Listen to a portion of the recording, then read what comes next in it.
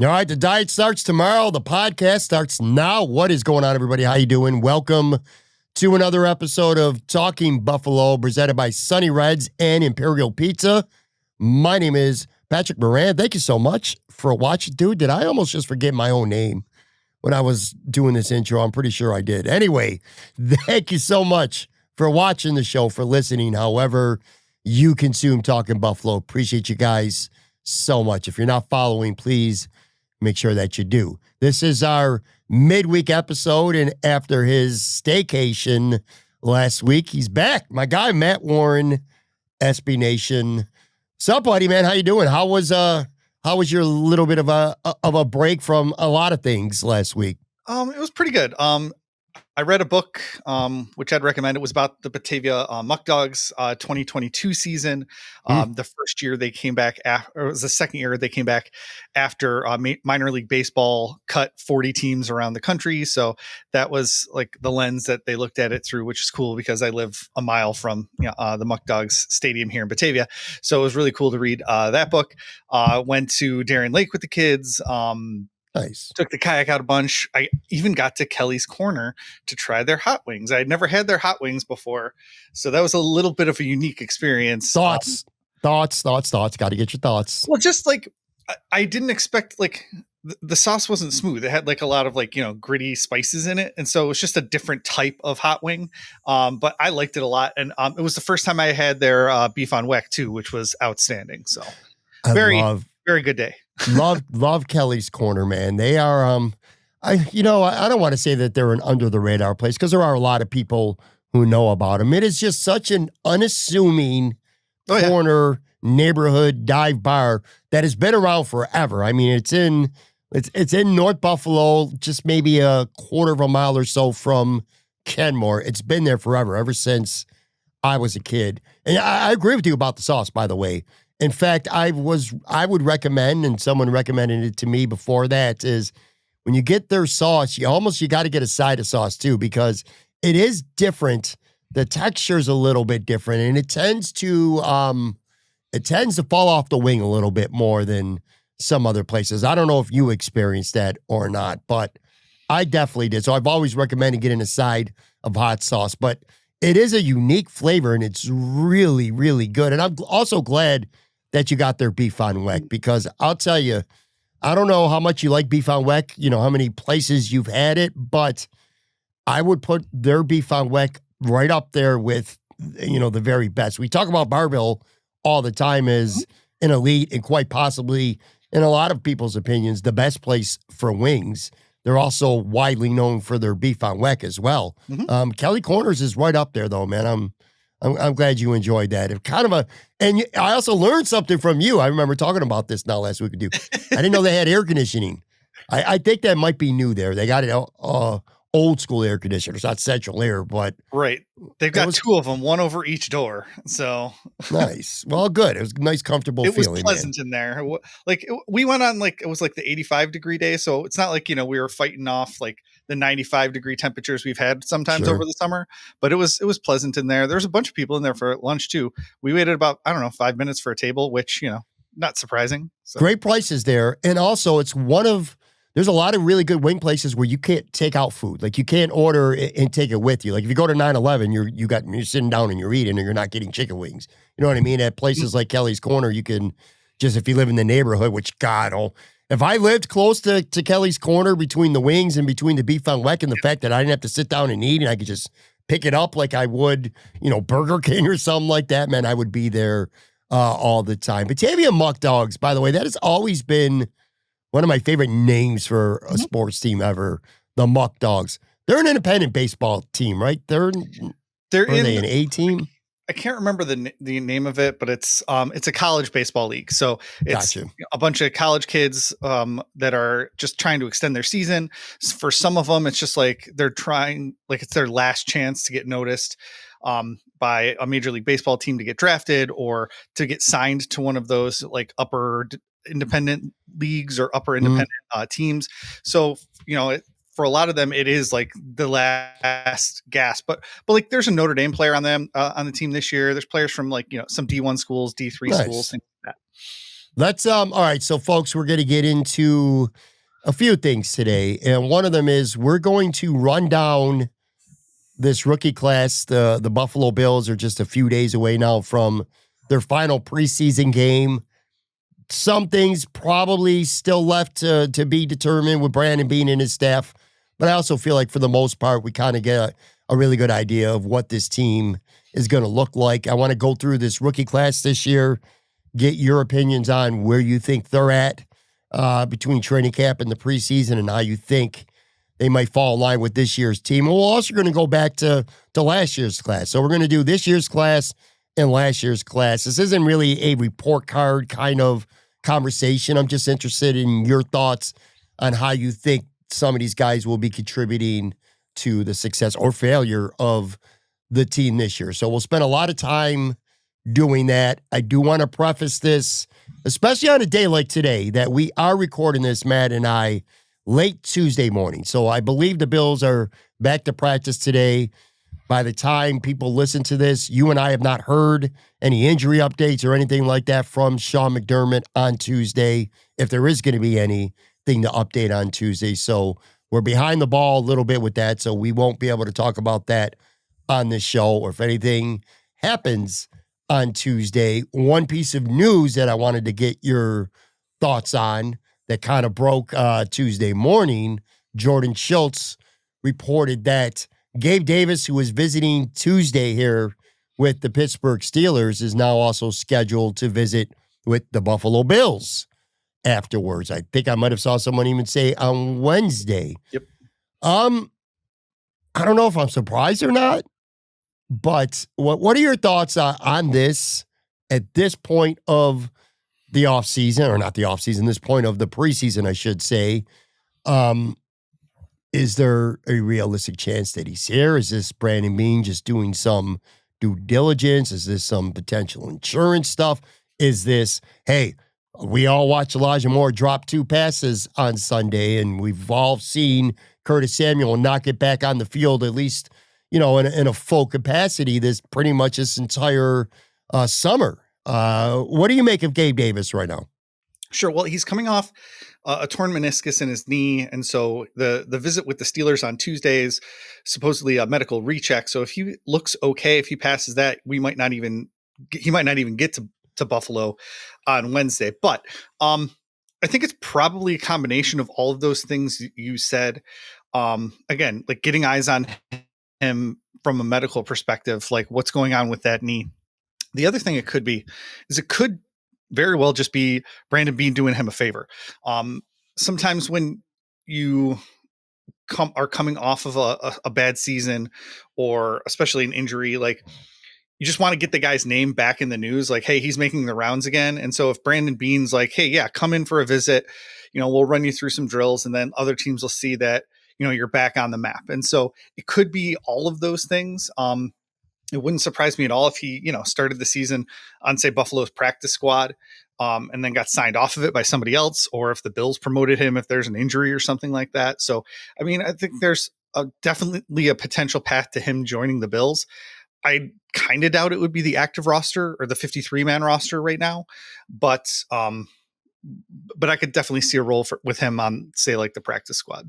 When it comes to a fit, all right, now let's assume that he has a clean bill of health at this point. And by the way, it is also worth pointing out, I believe Sal Capaccio had tweeted this out. If not, whatever, I'm giving Sal credit for something he didn't do. I'm not sure, but I think it was him. He's already paid. Like, he's got $11.5 million that he's paid for this year.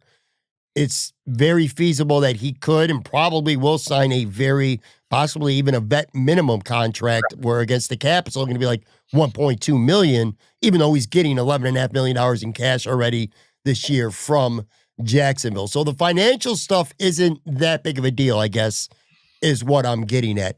In terms of a fit, all right, so I've already spent a nice little chunk of Tuesday morning arguing with here's some breaking news. Joe from Queens. We've been going at it already because, well, I'll tell you in a second. And then also, of all people, my wife. My wife asked me about Gabe Davis. She goes, is this a real thing? Is this, going to happen? Blah, blah, blah, blah, blah, blah.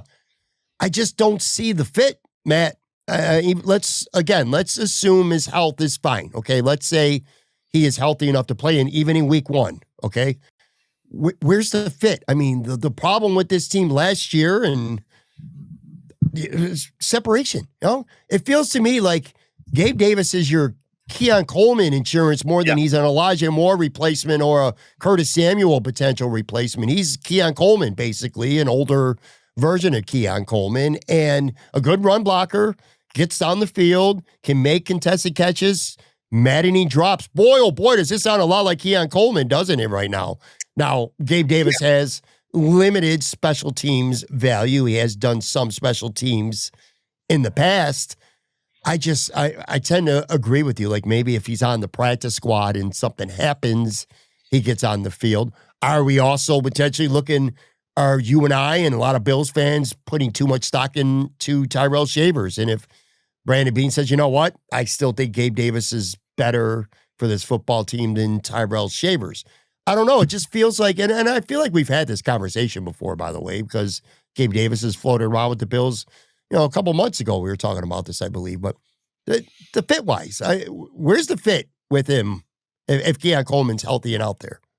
Well, I think you nailed it. I don't think there is one if Keon Coleman is healthy, but that's why you bring him on the practice squad. Then Keon Coleman like gets nicked up like he did last year or something like that. Gabe Davis is there to step in. You know, I don't see the fit, which is why it feels more like a favor to me than anything else. Yeah, that's kind of where I'm I don't know. Well, maybe a favor, maybe not, but I keep going to the fit thing. And even if the Bills are down on Elijah Moore, and even if Curtis Samuel is, you know, they're at their peak level of frustration with him. This is going to be a big week for Curtis Samuel, by the way. Most players on this team, who gives a shit, just get through this week. I think the Bills need to see something from Curtis Samuel this week before they make any decision. But anyway, those guys are separators. You know what I mean? And that kind of feels like what they need right now. Not another big body, physical, down the field, but can't get open type of player. Last question about Gabe, then we'll move on.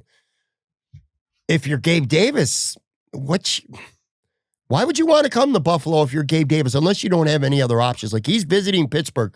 By the time people listen to this, maybe he's already signed with the Pittsburgh Steelers, but he's visited the 49ers. He's visited other teams.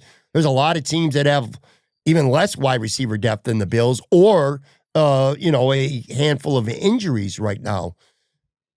Is comfort the only thing that can make Gabe Davis kind of make Buffalo feel appealing to him? What do you think? Yeah, probably. I mean, Pittsburgh has always been like the place that I like zeroed in on as a good fit for Gabe Davis. Sure. So I hope he's healthy. I hope he signs with Pittsburgh, and like, you know, we don't even have to talk about this anymore. But the reality is like, if he doesn't have a job in a week, like by roster cutdown day in a week, then like he's going to be on someone's practice squad, I would think. And Buffalo's makes a ton of sense in that area. Sure.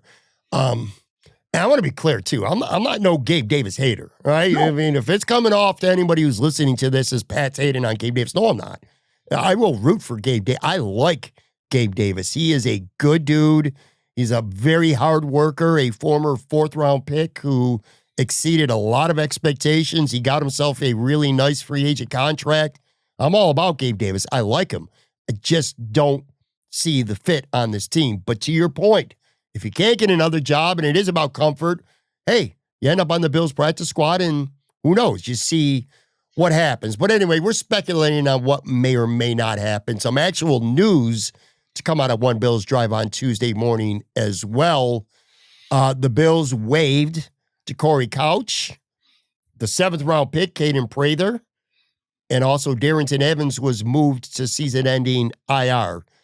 And they signed a running back, Javarian Howard, who comes from, by the way, from the St. Louis Battlehawks of the United Football League.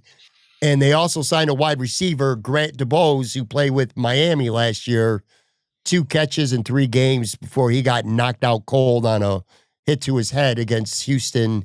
He got stretchered out and didn't play in that game. Matt, is your take what mine is? That, hey, man, we need bodies. We're playing in Tampa Saturday. Like, Javarian Howard might get 10 to 15 carries in that football game, and the boys might play a lot of snaps on. Do you feel like it's anything more than that? Right. Like how many snaps can Frank Gore Jr. play in the preseason Right. finale? Like, yeah, I think that's exactly what it is. So, yeah, the final preseason game, reinforcements. Yeah, that's, I don't think there's any chance that they're going to make the roster or the practice squad, to be honest with you. So, Yeah, that's just put it this way. Let me put it to you send a this way. tryout. I am Sunday. I don't know why, but I'm talking about the Chicago game Sunday. I had no reason to be, but for whatever, I don't know. I was eagerly anticipating this football game. Maybe because I didn't know how they were going to approach it. It was a little bit of a mystery. Were some starters going to play, all stars beyond Josh, none? I don't know. Maybe it's just natural. I was just excited about this football game on Sunday. I did a live show with Joe from Queens literally right after the football. Actually, we didn't even wait. It was so annoying and boring. We started in the fourth quarter. Didn't even wait till after the game was over. But I guess my point is this. The Bills play Saturday night in Tampa.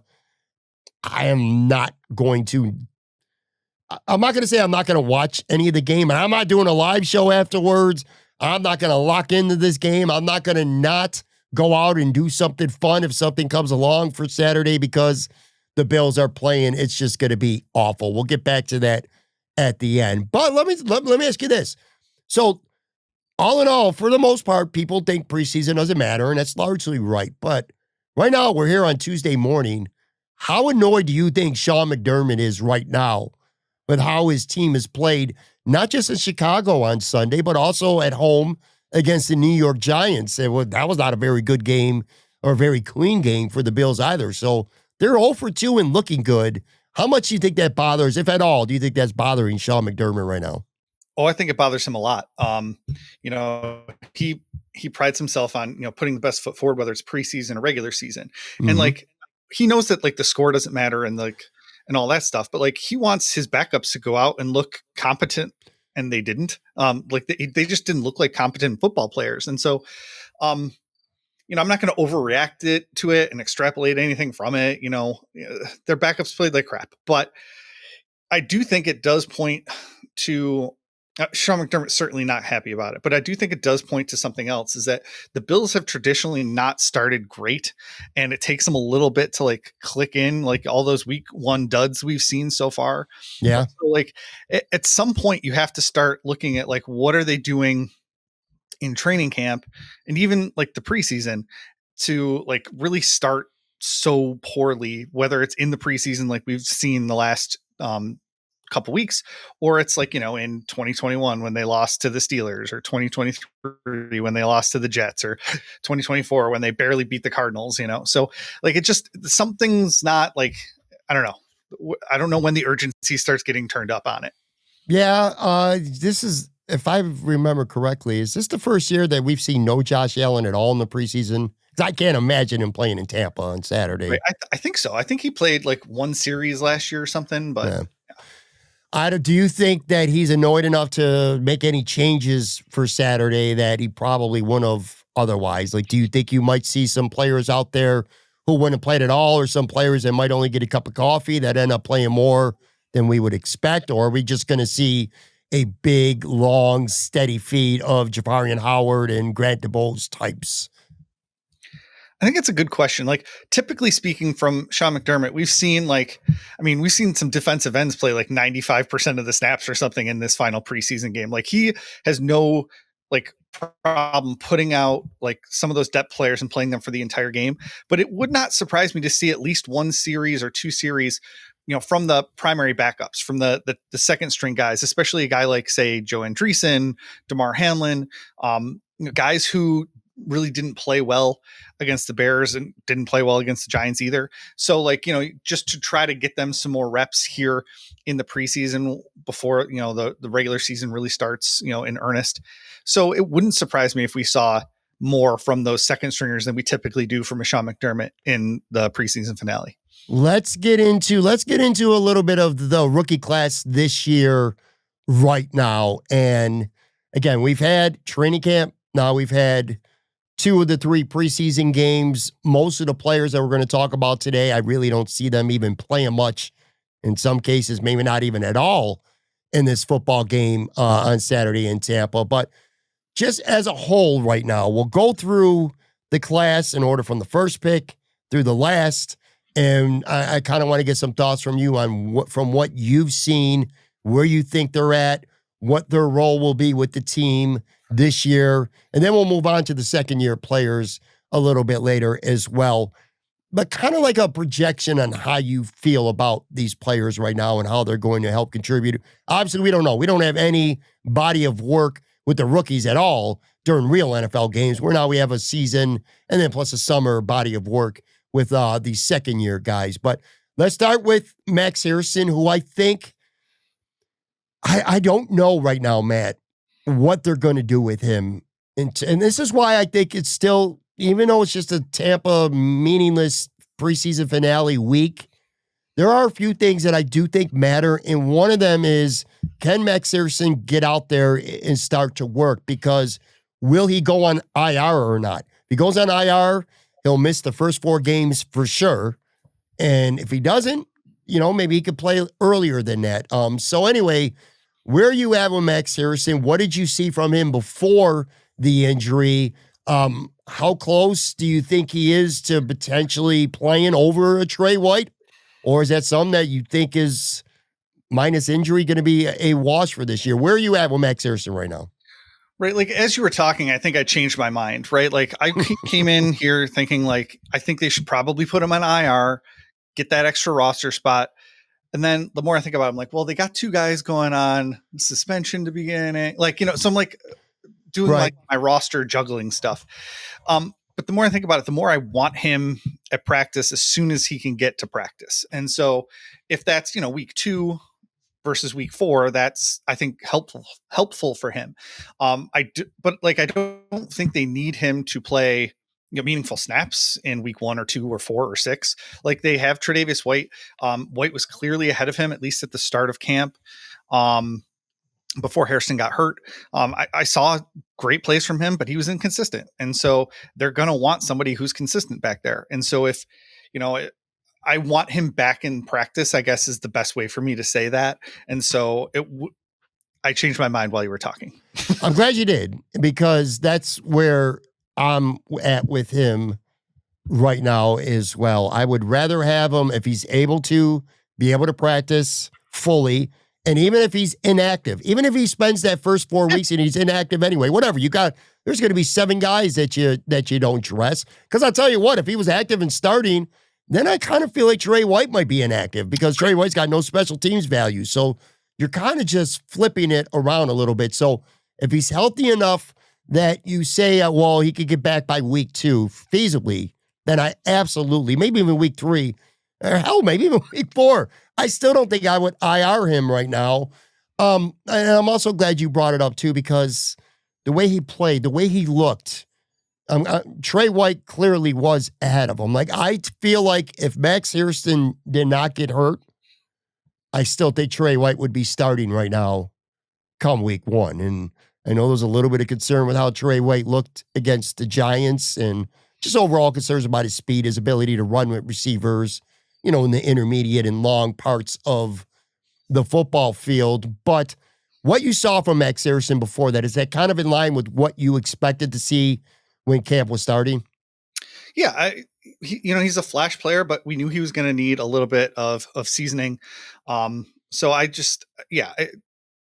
never expected him to come in from day one and take the job from a guy that's been in the system for so long and is at least 2 years removed from, almost 2 years removed from that injury.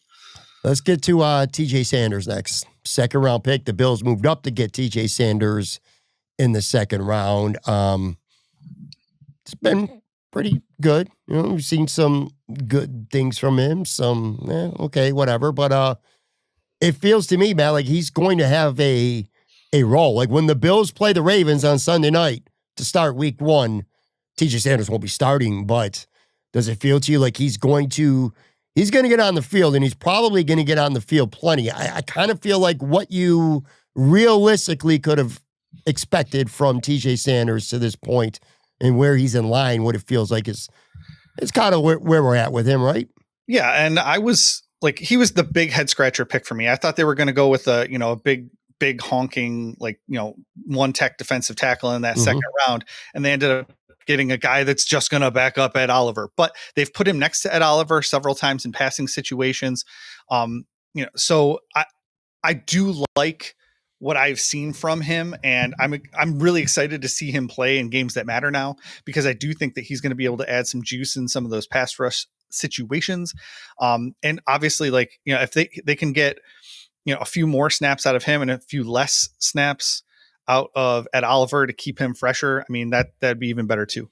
I also think you're going to see a pretty decent amount of Ed Oliver and TJ Sanders out there together. I would not be surprised to see plenty of that. And I'm not just talking about on like 3rd and 11 either. I'm talking about just other steps. I think the whole 1-tech, 3-tech thing is something that people, not like you and I, but a lot of content people who really are into film and schemes and stuff like that spend a lot of time talking about. And I'm just not sure that the Bills are going to employ a 1-tech all the time, like when with Daquan Jones. So and we've seen them like move Ed Oliver back and forth between 1-tech and 3-tech. Sure. It's like they like having that versatility. I mean, we'll talk about Dwayne Carter in a second when we get to the second year guys, but like they've leaned into his versatility this offseason. So they obviously like having those movable pieces in there so they can get the best two defensive tackles on the field at the same time. Last one, and then we'll get it to a quick break here. 3rd round pick, defensive edge, Landon Jackson. What have you seen from him, and kind of where you project him starting the season, what his role will be? Yeah, I saw like some mixed messages during the Bears game. Like some people were absolutely roasting him, saying he's done nothing this offseason. Some are in the preseason. Some people were like, saying he got a ton of pressure. And some of the plays I've seen in the rewatches, that I liked what I saw from him. I don't think he's going to have like, a huge, massive role right off the bat, but I do think that, they're going to use him specifically because Michael Hoyt's out. Like they're going to need pass rushers, and he's going to be one of those guys I think that benefits from Michael Hoyt being, on the shelf. I would say this. I have thought that Landon Jackson has had I don't say lousy. He's a rookie, man. He's a 3rd round rookie. I'm not going to say a lousy summer. I thought he had a very uneventful, quiet training camp. Yep. I thought he was bad against the Giants. Few separate plays, and also, of course, the mistake that nullified an interception. That could, in regular season game, that's big, and that could get your ass put on the bench for quite a while with Sean McDermott, especially if you are a rookie. Interestingly, he also jumped off sides against the Bears, but they didn't snap the ball, and he ended up getting away with it. I'll say this: count me among the side though that was encouraged by the Chicago game with Landon Jackson. I actually thought that was far and away the best I've seen from him. And what's interesting to me is once Michael Hoyt, if everybody stays healthy and Michael Hoyt comes back in week 7, he is immediately your 3rd or 4th defensive edge guy. It's going to be Gruden Bosa. It's going to be AJ Epinesa. And ultimately it's going to be Michael Hoyt. But come week 1, one of the things I'm really interested in, who's going to be that 4th guy? Is it going to be Landon Jackson? Is it going to be Javon Sullivan? Well, I think he's had a very up and down summer for the Bills. He's flashed a lot at camp, but he's been really, really quiet and plenty of snaps in these first 2 preseason games. So who even knows if that matters, how much stock that the Sean McDermott and Bobby Babbitt are putting into guys like Javon Sullivan in the preseason. I don't know. But anyway, it's definitely going to be an interesting point. Let's do this. Let's take a real quick break, come back on the other side.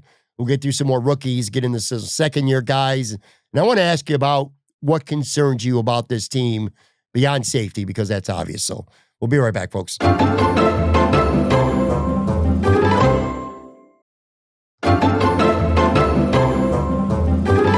All right, back here with Matt Warren from SB Nation, and I just want to let you guys know, Sunny Reds, 1841 Abbott Road, just down the way from Highmark Stadium. That patio outside has been awesome this summer. Incredible deal. You want to talk about a great dinner deal, folks? Tuesday through Sunday, literally anytime. Large pizza and 20 wings, $45. In this economy, that is as good as you're going to get. And you can also get it via takeout. You don't even have to sit down. So if you want to come, you want to pick up your food, you can do that as well. All right, back here with Matt Warren, and we're going through some rookies. We got through the day 1 and day 2 picks. Day 3, intriguing, these next 2 guys for me. Brandon Beane, is he going to end up striking day 3 gold some more? Because for the most part, I've liked it. Deion Walker, let's start there. The Bills moved up to get him in round 4. And if nothing else, the consistency's not there, Matt, but you want to talk about somebody who's flashing, especially with the pass rush. I got to thought about it, something else in a second. But his pass rush has been really, really good. He had a couple really nice reps and a pass knockdown against the Giants and nearly forced a fumble that would have been returned for a touchdown. And he just trucked the guard and the running back en route to Pageant, the backup quarterback. What have you seen from Deion Walker, and what are your thoughts about him going into the season? It certainly feels like he's carved out at least a role, contributing role for this team this season. Yeah, he was the guy I watched the first day I was at camp. It was the first day of pads, and so like everything was popping, and like he's just like he's a big dude. Like it's fun to watch him hit other massive dudes. He didn't practice the second day I was at camp, so I didn't get to see him. I was sad about that because he's like been the guy I've been looking at all offseason as like he could really be a game changer for this defense. He's been clearly ahead of Dwayne Carter as the top reserve behind Daquan Jones. He looks healthy. He had a first round grade a couple of years ago, or first round projection a couple of years ago before he hurt his back. And so like, if he can play up to that talent level, I mean, they may have a huge steal in Deion Walker. I don't want to get, too far ahead of ourselves after 2 freaking preseason games, but like, right. I'm very excited for what he can do. And, so far, like you said, he's been hitting all the right beats. I'm much more excited about the Bills' defensive line right now than I was at the beginning of training camp.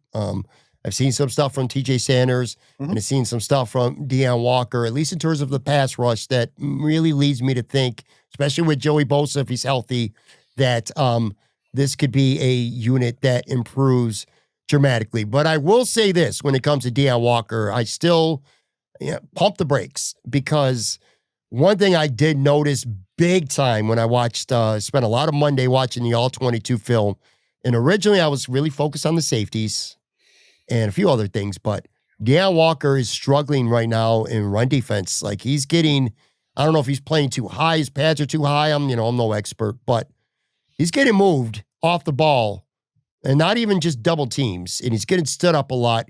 What I'm saying is that he has struggled getting off blocks. He's struggled some in the running game. He's got a long way to go, okay? He might be the next Daquan Jones that's more versatile with more pass rush juice, and I'm confident he's going to get there, but he's not there right now. He's got a ways to go. But if he can get out there and give you 25 to 30% of the snaps and do it well, that to me, that constitutes a good rookie season for him. You can also take a look at like a guy like Larry Ogunjobi. Like if Deion Walker is playing as well as he's been playing, like, do the Bills even need to keep Larry Ogunjobi on their roster? Like, or could they just jettison him here at roster cuts? Like, I would have never said that a month or 2 months or 3 months ago when they signed him. It's just like these 2 defensive tackles that they took in the first 4 rounds are playing to a level where like you can conceive of a place where Larry Ogunjobi doesn't even make the team. 100%. I would say this. If the Bills stay healthy at defensive tackle, okay, I think, and we'll talk about him in a few minutes, but Dwayne Carter, I think Dwayne Carter for the first 6 weeks of the season is playing for his job. Because when Ogunjobi comes back, I'm not sure they keep Carter and Ogunjobi. I think one of them potentially could get waived. And we'll see. But you got Daquan, you got Ed, you got TJ, you got Deion Walker, and you're going to have one of those 2 guys. They're not going to keep 6 defensive tackles on this active roster. I don't think anyway. Right. And they're already going to have 6 defensive ends probably. And so like, I mean, right? That's a lot of defensive linemen. So I don't disagree with you. Yeah. All right. Let's get to the guy next to, he's another 5th round pick. Not another, but he is a 5th round pick. It's funny because he was so quiet the first half of camp. He barely even talked about it. He was playing primarily 13 reps, and he was being a nickel slot guy almost exclusively through all the training camp. All of a sudden, the preseason comes along. They're playing the New York Giants, and bam, Jordan Hancock looks really good out there. And then we get to the Chicago game on Sunday, and Cole Bishop, who had 12 reps, looked, let's just say, rusty. Okay, well, I'll be nice. He looked rusty. Damar Hamlin is playing like Damar Hamlin. I don't know what else. I'm not going to go down that road yet again. I probably will in a few minutes, but you know already. Jordan Hancock comes out, second drive. He has 8 tackles, tackle for a loss, 2 really nice run fills. He has looked really, really, really, really good. Got hurt. I'll tell you right now, it's Tuesday. I hope to hear some good news at some point on Tuesday that shoulder is not serious. He felt like it wasn't, so let's really hope for the best. Jordan Hancock, folks, is a guy that I might be as intrigued by anybody that we've talked about today, other than maybe Max Hairston. But, man, I have liked Jordan Hancock. I know he's wet behind the ears. He has not played a lot of safety, not even in college. Right. But it's sure, boy, oh boy, it sure feels like with what we've seen at safety with the Bills, that this could be a guy that he ain't going to start week 1, but you might see, we might be talking a year from now, and we might be talking about Jordan Hancock being a pretty good player on this football team. Or am I getting too excited, too quick? I mean, like you said, it's very early for him. It's been a small surprise to me that he has passed Derek Forrest so easily, but it's definitely happened. Oh yeah. Everything's been, encouraging. I'm just waiting to kind of see how it all continues to shake out. Not with the injury necessarily, but when I watched him at camp, like he was, like you said, early in camp, he was like doing nothing and like, I don't know, really under the radar. And so I don't have like a whole like bunch of plays that I can look back on and be like, oh yeah, I remember this in camp or something like that. Cause he just didn't have a whole lot of that. So I'm encouraged, but like you said, I'm going to pump the brakes a little. I understand. Like I said, I tend to get overreactionary, and I'm excited about Jordan Hancock just because I just don't like what I see right now at safety. So the other 5th round pick, look, a couple of these we could kind of just fly through because Jackson Hawes hasn't really shown us anything yet, but we know what he is, man. He is a big time blocker with some hands. You've seen a little bit of camp, but not a lot. I've seen a couple drops too. But here's what I would say about Jackson Hawes. If there was any, well, he's a 5th rounder, doesn't mean he's a lock to make this football team as TN3. Well, guess what? Zach Davison's play and Latu dropped the ball that hit him in the hands. Not the best throw, but he should have caught it in Chicago. The play of his competition, if there was going to be any competition, kind of made it an open and shut case that Jackson Hawes is making this football team. I really like watching him block, very physical. I'm almost wondering if you're going to see him on the field more than Alec Anderson as that 6th offensive lineman. So that's like, that would also give them a little bit more as far as like depth goes. So that would be good. A lot of depth. I mean, a lot more versatility. Right. I've thought about that too. And man, it would be nice if he could do that job that Alec Anderson does, and that brings in a potential element to the passing game, a little more unpredictability when they're in that formation. That would be awesome. Going back real quick to Jordan Hancock, you said how he surpassed Derek Forrest on the depth chart so easily. You passed Derek Forrest on the depth chart at this point right now. That has been a very, I mean, I know this got nothing to do with what we're talking about, but I'd be remiss if I didn't throw it out there. Just how dead wrong I'm sure a lot of other people were as well. I really thought he was going to maybe not factor in as a starter, but I thought, this guy's going to be a good backup on this team who could play special teams. He's toast. He's not even on, like, I was watching the All-22 film from Chicago, like the kick team, the punt team, all the first teams on special teams, and he wasn't on any of them. So his days are definitely numbered here with the Buffalo Bills. I just wanted to throw that out there. Dorian Strong, 6th round pick. A guy that for being a 6th rounder gets talked about an awful lot, and there were a lot of varying opinions about him at camp. The only thing I'll say is this. He's making this football team. He's been a gunner, and he's going to be a gunner on special teams. He's been a gunner on all the core 4 special teams. So he's making this football team, kind of feels destined to be that CB4, the boundary CB4. Whoever doesn't start between Trey and Hairston, once Max is back, that'll be the other guy. And it looks like Dorian Strong. Kind of get that vibes like, okay, cool. Yeah, 6th rounder. I'm not going to call him a roster lock yet, but I mean, I think he's pretty close to that. Yeah, I think he sticks. I think he's a roster lock. I think he's 100%. Okay. Yeah, I think Dane Jackson and Jamarcus Ingram would both get cut. I think one of those guys right now, Jackson or Ingram, make this team as things stand. And I think both of them would both get cut if it meant Dorian Strong making this team. Chase Lunt, I'm intrigued by him a little bit. I noticed, so he played tackle in the first game against the Giants, and he played well, by the way. 32 pass reps or snaps and did not give up a single pressure. So a good start for him. Struggled a little bit in Chicago, but I also noticed kind of an Aaron Kromer trademark with versatility. They moved him inside, and he played some guard as well.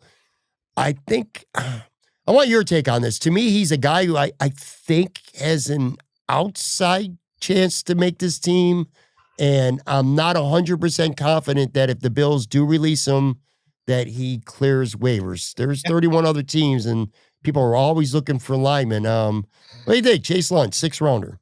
I think you can't talk about him without talking about Ryan Vandermark. Chase Lunt has a 4-year contract as a drafted player. Ryan Vandermark doesn't. There's more tape out there of Ryan Vandermark. He's got starts under his belt. I think that we might be seeing like the patented Brandon Beane trades, like the depth offensive lineman that he's going to cut for, a 6th-round pick or something like that. So I think Lunt probably played his way onto the roster against the Bears. So if he did that and Ryan Vandermark's going to get cut, like that's the conversation, the phone calls that would need to be happening. And that the positional versatility, I think, helps as well. Great take. I'll add that if you're talking about players that are injured that you need to see back, I think Tyler Grable, who's had a concussion, need to see him back because he would be the swing tackle. Like Chase Lunt is more of a developmental guy.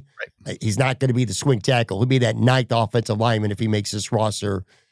So in order to trade or cut Ryan Vandermark, I feel like you need to be confident that Tyler Grable is back and that he's healthy. So something to watch out for, but I agree with you. I think they find a way to keep Lunt on this team and develop him just because I feel like there's a chance that they lose him if they try to sneak him onto the practice squad. Last guy, don't really need to talk about him much. In fact, he got cut today. Caden Prather, 7th-round pick, just didn't work out. I understand at the time the thought process, a big-bodied wide receiver who could play special teams and a good blocker.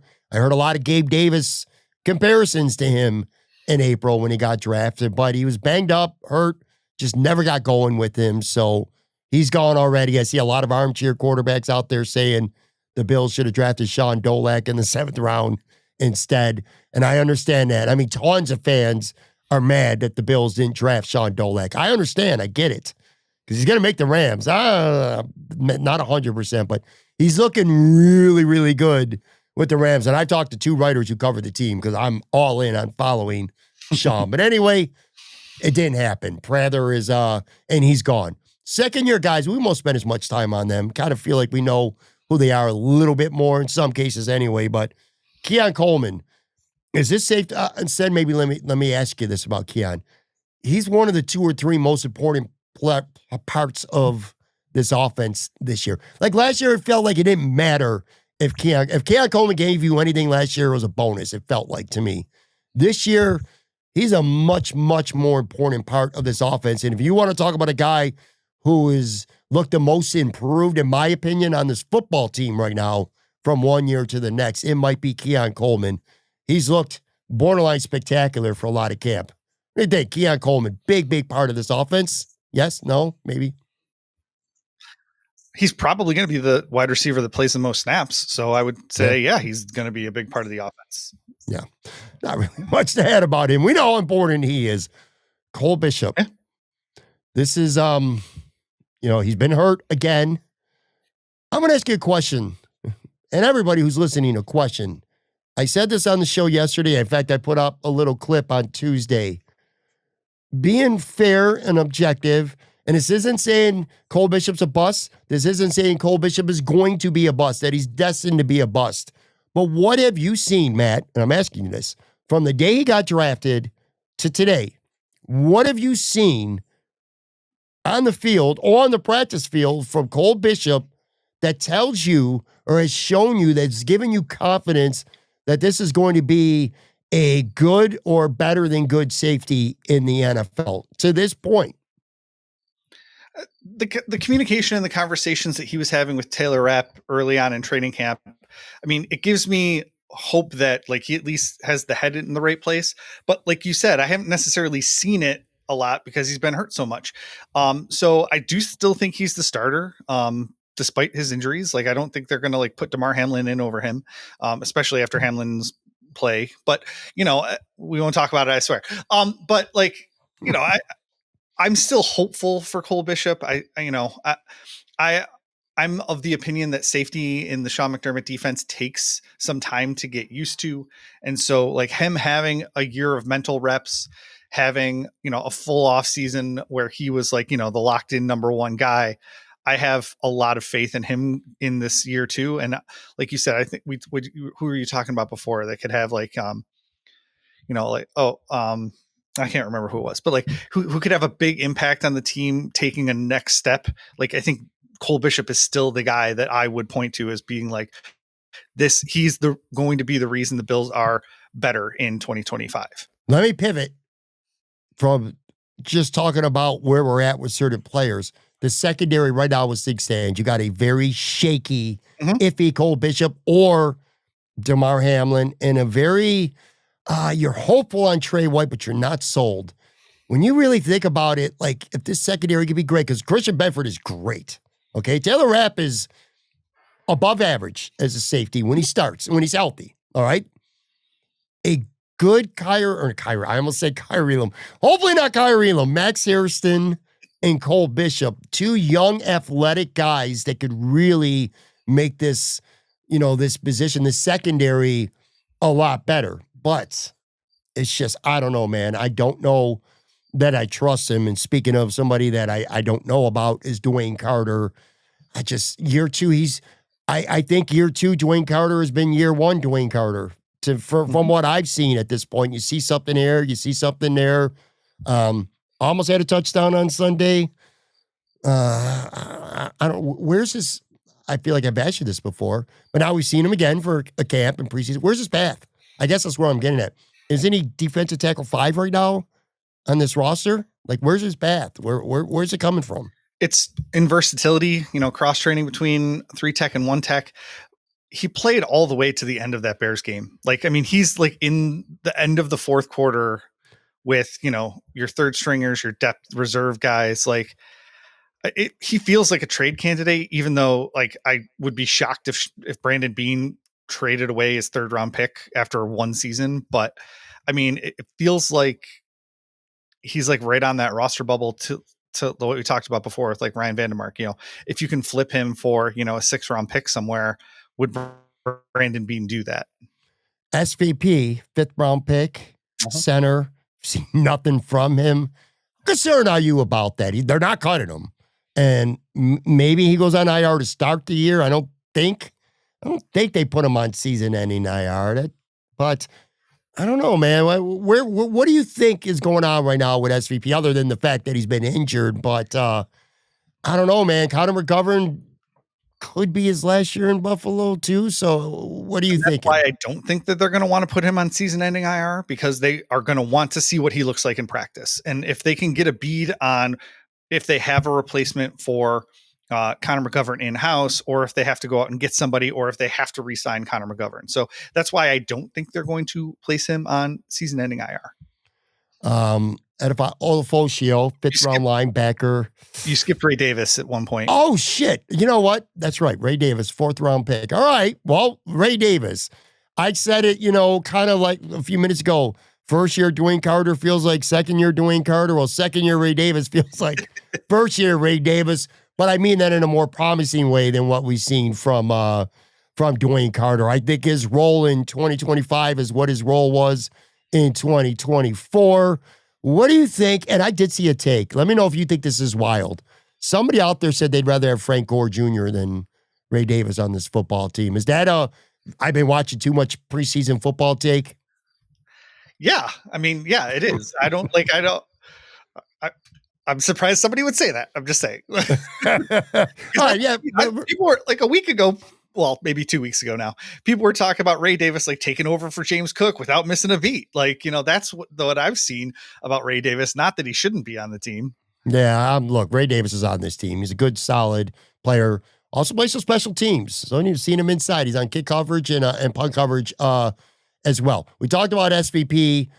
Olafoshio, the only thing I'll just say is that I expected more from him going into year 2. I mean, he's buried on this depth chart. Like, it's a foregone conclusion. Derek Forrest is gone. I don't want to say it's 100%, but I'll say this. I think if Shaq Thompson shows that he's good and healthy to go, then I think Olafoshio ends up getting cut. Another guy that was playing really late in that Bears game. So, yeah, I think if Shaq Thompson can get his way back from that injury, I agree with you 100%. I want to, we'll fly through a few of these because I want to ask you a general question afterwards, and I want to, not take up too much time here. We're getting up against the clock here a little bit. Javon Sullivan, I kind of feel like that's a wait and see deal. Saw some flashes. It's just impressive at times. He has strong camp, core 4, special teamer. I like his chances. I like his chances of getting actual playing time too. Yeah. Tyler Grable could end up being the swing tackle. We'll wait to see. He's got definitely has missed valuable time though with the injury, which could lead them to say, you know what, Ryan Vandermark might be boring, but whatever. We trust him. Look, it's not a foregone conclusion if Vandermark gets cut or traded. Right. They could cut Chase Lamp and take their chances that he gets on the practice squad anyway, or just do something else if that doesn't happen. But he needs to get back. So I would put him in that, but it's important that he gets back really soon. There's some urgency for him to get back, hopefully this week. Taquan Hardy, just nothing really going with him. I think it's a foregone conclusion. He's going to not make the team this year. And then Travis Clayton, big-bodied line. Now, isn't he eligible for one more year of being stashed? I think, because he's that Europe dude. Oh, maybe. That's a good question. I think he is. Yeah. So they don't cut him. So anyway, go ahead. I forgot about one that you reminded me of too. They would give him an extra practice squad spot. So they would cut him, but he would get the extra practice spot. That's right. And there was a guy that wasn't drafted that I forgot about that you brought up. So talk about Joe Andreessen. Yeah, Andreessen obviously been getting a lot of deserved criticism this week. I think he was awful, and he's been awful in the preseason for both weeks, especially in Chicago. He was absolutely awful in recognizing pass coverage, and quite frankly, it scares me seeing it. I mean, he's had such a nice training camp, and then you turn around and do these preseason games, he looks like that. It's like, well, which one is it? Do you just know the Bills playbook that well that you can cover Bills receivers and you can't cover, the Chicago Bear tight end or whatever? So yeah, he's looked lost. I really like him, and he's a great story, and he's rosterable, and he deserves to be on this team, and he's a good special teams player too. He kind of reminds. He's more like I don't want to say poor man, a slightly poor man Tyler Matekevich. That's who he reminds me of, is what his role should be on this team. More than, hey, if Terrell Bernard turns an ankle in week 1, this is your starting middle linebacker for the next month. That scares me. The film's just not good. And I'll tell you this, if you want a little secret of the pros here, if you feel like getting flamed by people on Twitter, speak negatively about Joe Andreessen's football skills or game, the way he's playing, because that's a 4-star guarantee right there. Let me ask you this. We go through this draft class, okay? We have no idea how the rookies are going to perform. And it's also too early. We're not playing report card time with guys who were drafted last year who are just going into year 2. I always feel it's minimum of 2, usually 3 years is when you could go back and look at a draft class and say, all right, I give it this grade. But you look right now, and I'll kind of run through it quickly here. Keon Coleman could be a star. Certainly going to be a significant player on the team this year, okay? Cole Bishop is going to get an opportunity to be a significant player on this team. Do you have confidence in him? That's, an opinionated question. But Dwayne Carter, we talked about it. He's your 5th defensive tackle right now. Ray Davis, he's your 3rd running back right now. SVP, at least for this year, is a guy who's going to be buried, minus injuries, who knows? But right now, he's certainly not in the mix to be a starter. I don't think Olafoshio's making this team. Javon Sullivan is a special teams role player with some pass rush juice who might get some 3rd and long pass snaps. You know what I mean? Tylen Grable, potentially your swing tackle. Taquan Hardy's going to get cut. Travis Clayton's going to get cut. you look at this rookie class, Matt, a year or so later, and I don't know, man, you got one, maybe two good players and at most a role player or two. Does that feel like it's kind of in line, though, with what a draft class should be? I don't know. I don't know how I feel right now about this class. Maybe because I don't know what Cole Bishop's going to be. I have no idea. If Cole Bishop and Keon Coleman both end up being good players, I'll take two good players and a role player or two in a draft class.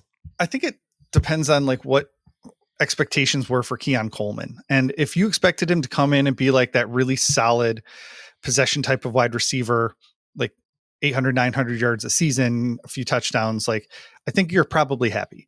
If you expected Keon Coleman to come in and be like, the replacement for Stephon Diggs, you're probably not happy. So I think it was, it's shaping up to be, a pretty solid draft. I mean, Ray Davis, SVP, like they haven't really had their chance to I don't know, be really super impactful, but I think Ray Davis is a really good role player. It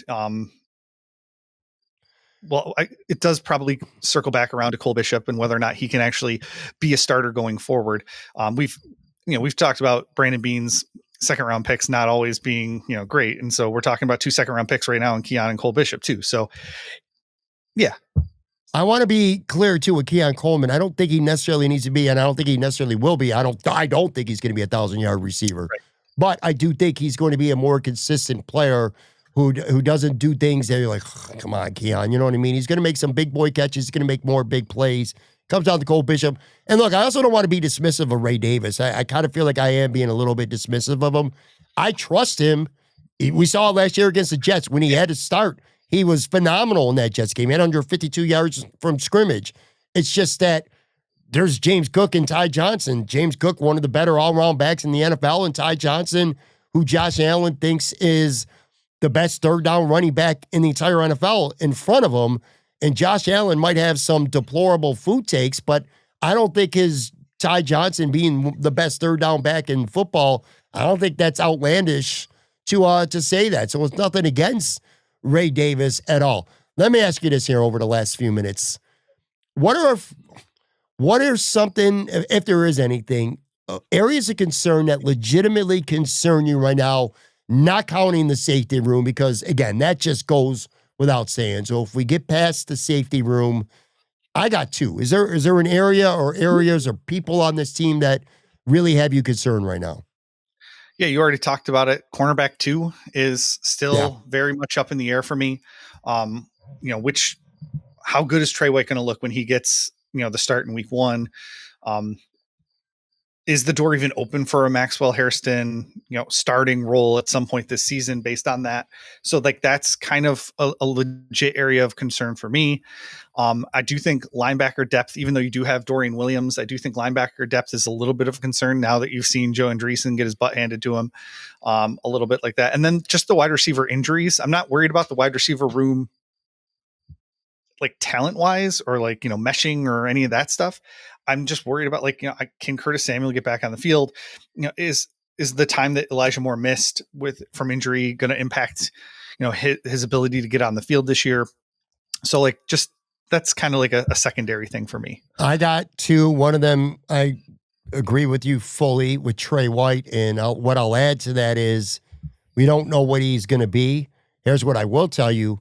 We're going to find out what he's going to be really quick, because the Baltimore Ravens and whoever they play in week 2 and week 3 and week 4 are going to target Trey White.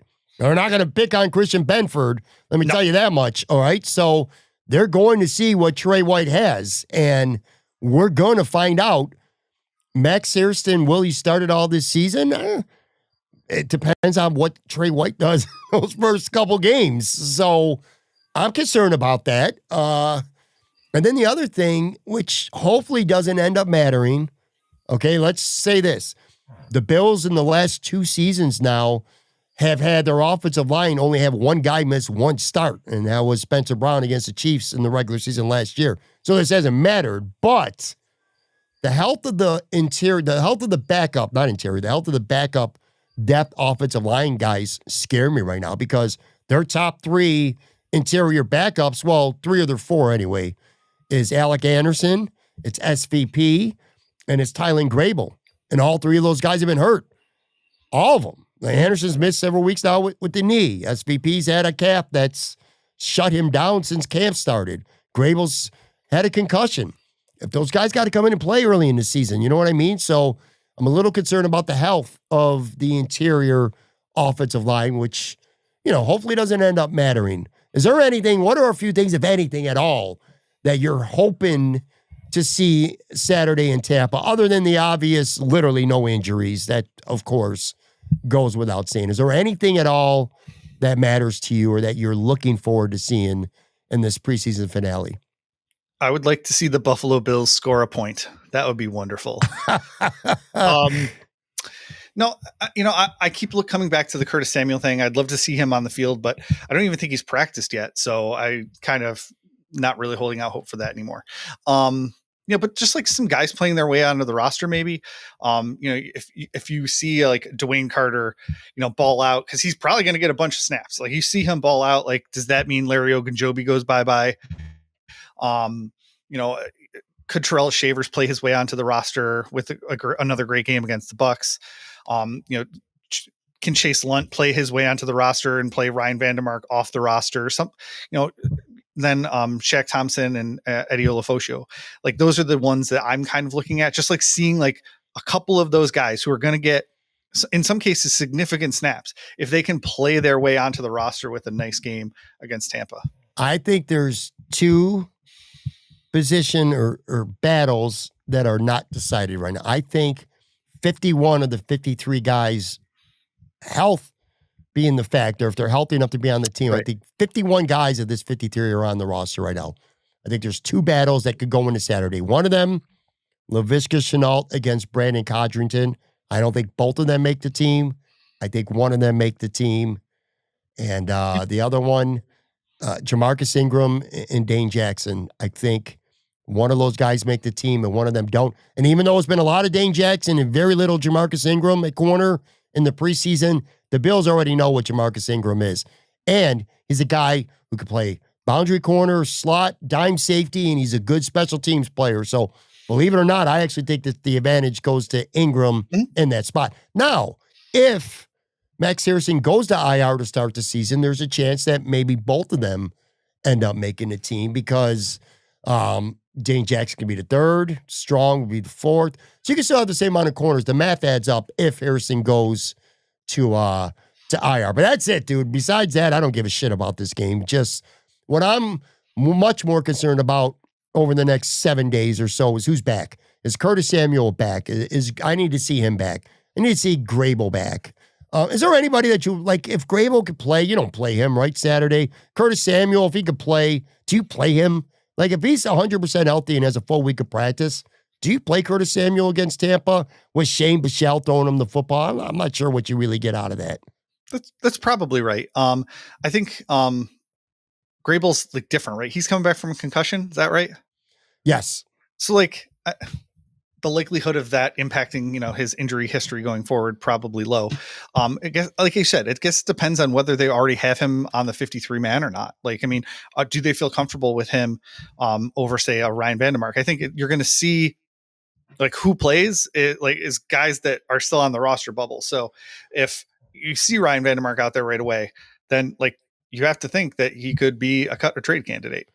I got to tell you, as we end here, the Gabe Davis debate is live and well right now on social media already between whether the Bills should sign him or not. So if you're looking for some free entertainment, go head on over to Twitter X and check that out. And make sure you follow Matt on the Twitter X and also on Blue Sky at Matt Rich Warren. Of course, check out SB Nation, Buffalo Rumblings specifically. Nice, slick new look too, new features there.